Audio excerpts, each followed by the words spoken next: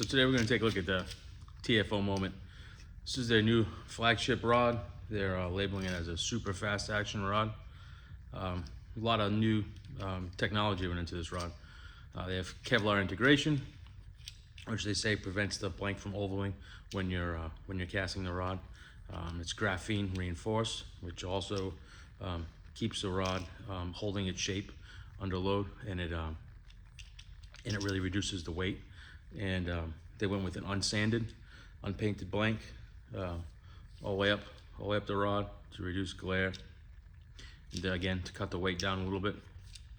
They also went with recoil guides. These are crush proof, nice black ones, so they you know, if you're a spooky flat fish or whatever, you're not going to get glare off the guides. And they went with black snake guides as well. You also get the built-in hook keeper that they that they include in the bottom of the full Will's grip.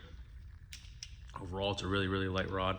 This is the 9 weight. We're going to take it outside and give it some casts.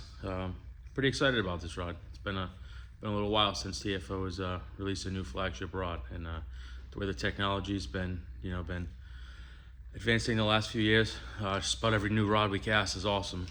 So this one comes in at around $650, which is just pretty much right in the middle of the pack price wise goes. And for a top top flagship, full featured, full technology rich rod, that seems to be a great price point. So hopefully this thing will perform as well as it looks on paper. And yeah, we're gonna take it out. I'm just gonna throw a Rio striper 9 weight on there. It's what most people seem to pick up and fish these days, around here anyway.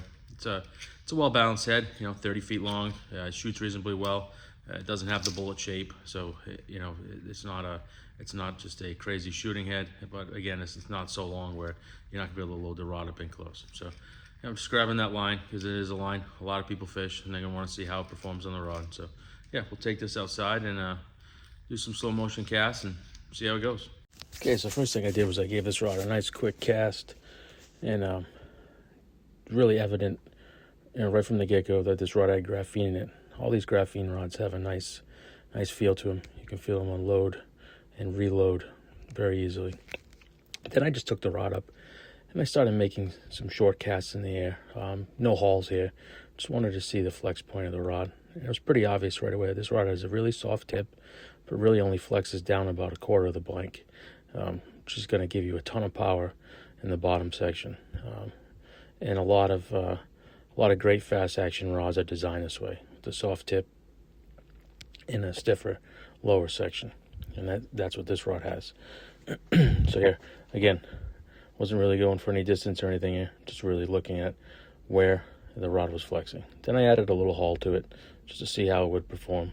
The rod unloads and loads up incredibly fast, but you also get a lot of feel from that graphene, which is great. It's definitely a very fast rod, just like they said. And here I'm really trying to get on top of the rod with the next cast, adding a really big haul on the forward and back cast. And this rod handles it phenomenally. And you really get a ton of feel on this rod, as well as the high performance. So it's really the best of both worlds. They did a great job here incorporating the Kevlar and the graphene. It's really a top-notch rod, especially at this price point. Come by the den, check them out.